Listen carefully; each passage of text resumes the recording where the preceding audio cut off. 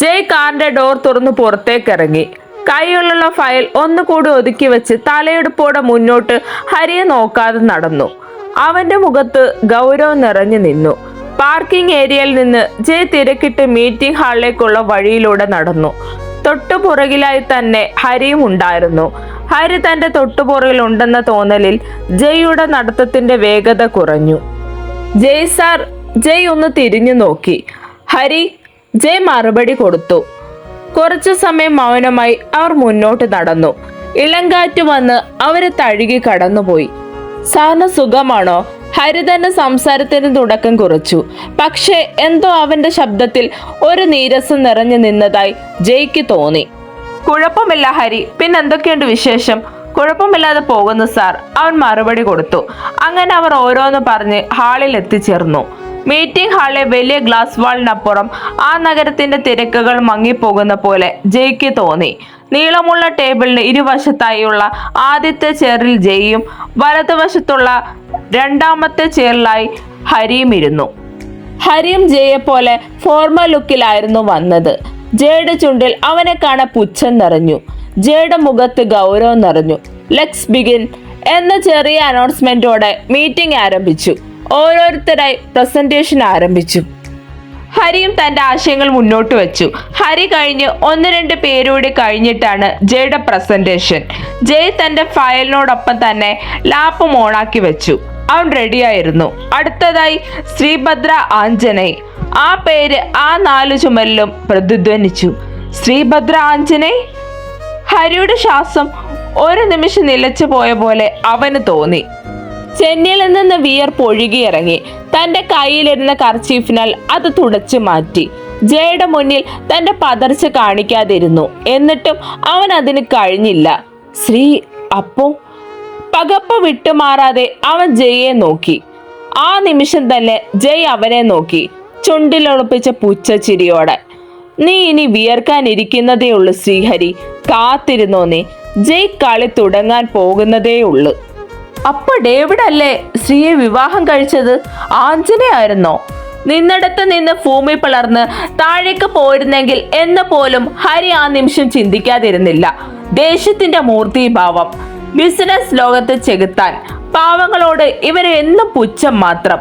മുന്നിൽ നിൽക്കുന്ന എതിരാളിയെ ഒരു ദയമില്ലാതെ ഒറ്റയടിക്ക് കൊന്നു തള്ളുന്നവൻ. ആരെയും പേടിയില്ലാത്തവൻ. ഹരി ശ്വാസമെടുക്കാൻ മറന്ന് അവനെ നോക്കി നിന്നു. ജയിൽ അപ്പോഴും ഒരു പുഞ്ചിരി മാത്രം നിറഞ്ഞു നിന്നു. പുച്ഛത്തോടുള്ള പുഞ്ചിരി.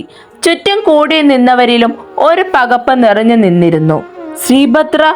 അവർ മനസ്സിലാകാതെ അടുത്തിരുന്നവരുടെ മുഖത്തോട് മുഖം നോക്കിയിരുന്നു പോയി. ജയ് മനഃപൂർവ്വമായിരുന്നു പേരങ്ങനെ കൊടുത്തത്. ഹരിയെ അറിയിക്കാനും വേറൊരുത്തിന് താക്കീത് കൊടുക്കാനും. ശ്രീഭദ്ര. അവരുടെ ഒരാൾ സംശയത്തോടെ ചോദിച്ചു പോയി. പക്ഷെ ചോദ്യം കുറച്ച് ഉച്ചത്തിലായിപ്പോയി. ശ്രീഭദ്ര ഞാൻ വിവാഹം കഴിക്കാൻ പോകുന്ന പെൺകുട്ടിയാണ്. അവൾക്ക് വേണ്ടിയാണ് ഈ പ്രോജക്റ്റ്. അവന്റെ വാക്കുകളിൽ അധികാരഭാവം ഉടലെടുത്തു. എല്ലാവരിലും ഒരതിശയം നിറഞ്ഞു നിന്നു. അവിടെ കയ്യടികൾ ഉയർന്നു. അവന്റെ ഭദ്രയോടുള്ള കരുതൽ. ജയുടെ പ്രസന്റേഷൻ വളരെ വേറിട്ടതായിരുന്നു. അതല്ലെങ്കിലും അവന്റെ ഓരോ പ്രസന്റേഷനും അങ്ങനെയാണല്ലോ. ആത്മവിശ്വാസത്തോടെയുള്ള അവന്റെ ഓരോ വാക്കുകളും മറ്റുള്ളവരിൽ നിന്ന് വ്യത്യാസമായി അവിടെ ഇരുന്നവർക്ക് തോന്നിപ്പോയി. അവന്റെ ഓരോ പോയിന്റും വളരെ ക്ലിയർ ആയിരുന്നു. ജയുടെ പ്രസന്റേഷൻ എല്ലാവരിലും ഇംപ്രസ് ചെയ്യുന്നതായിരുന്നു.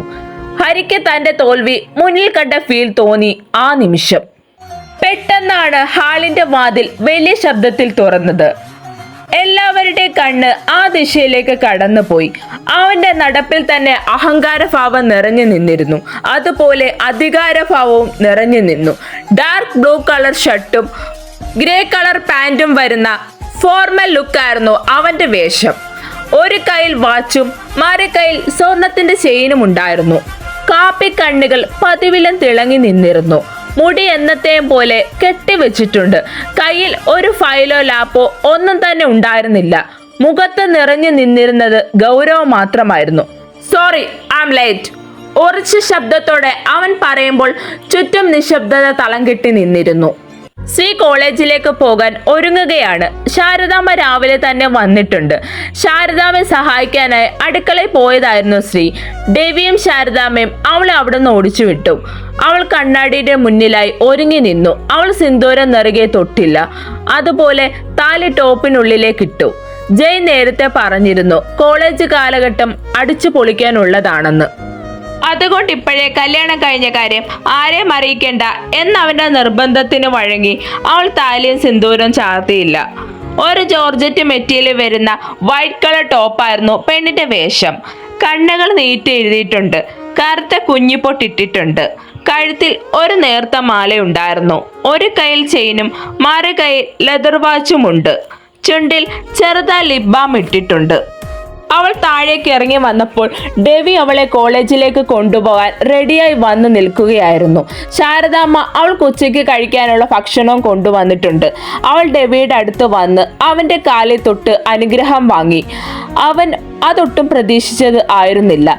എന്തിനോ അവൻ്റെ കണ്ണ് നിറഞ്ഞുപോയി. തൻ്റെ കുഞ്ഞിപ്പെങ്ങൾ. അവൻ്റെ ഹൃദയം സന്തോഷത്താൽ നിറഞ്ഞുപോയി.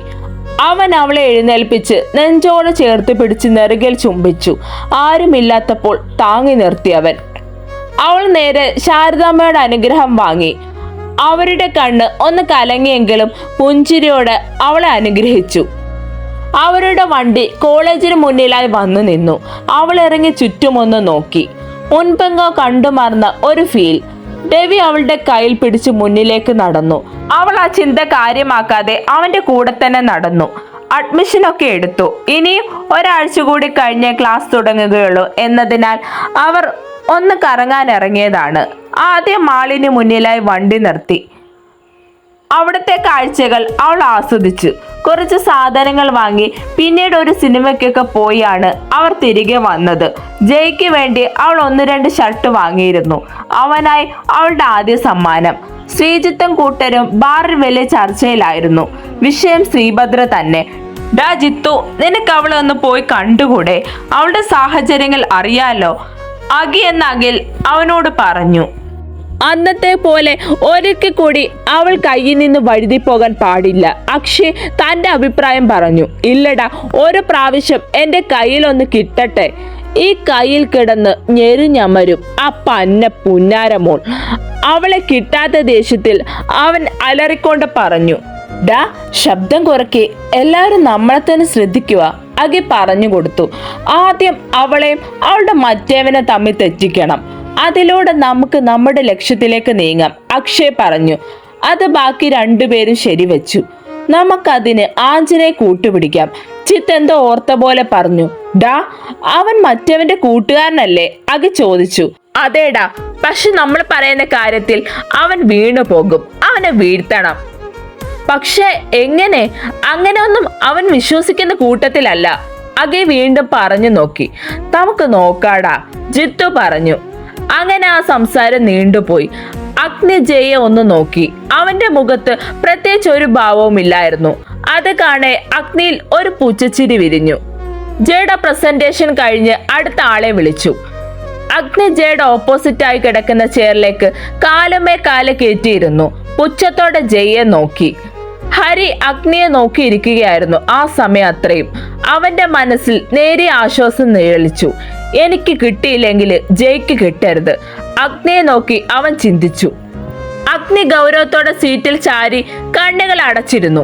7 വർഷങ്ങൾക്കിപ്പുറം ജയ്ക്ക് പറയാൻ മാത്രം വലിയ മാറ്റങ്ങളൊന്നുമില്ല. കുറച്ചുകൂടി പൊക്കം വച്ചിട്ടുണ്ട്. Gym body. പിന്നെ പഴയ നിറത്തേക്കാൾ കുറച്ചുകൂടി നിറം വെച്ചിട്ടുണ്ട്. അഗ്നി ചിന്തിച്ചു. എന്തുണ്ടായിട്ട് എന്ത് കാര്യം? എനിക്ക് മുന്നിൽ തടസ്സമായി നിന്നില്ലേ നീ നോക്കിയത് അഗ്നി മോഹിച്ച പെണ്ണ, അഗ്നിയുടെ പെണ്ണ്. നീ ആദ്യം കണ്ടോ ഇല്ലയോ? എന്നെ ബാധിക്കില്ല ജയ്.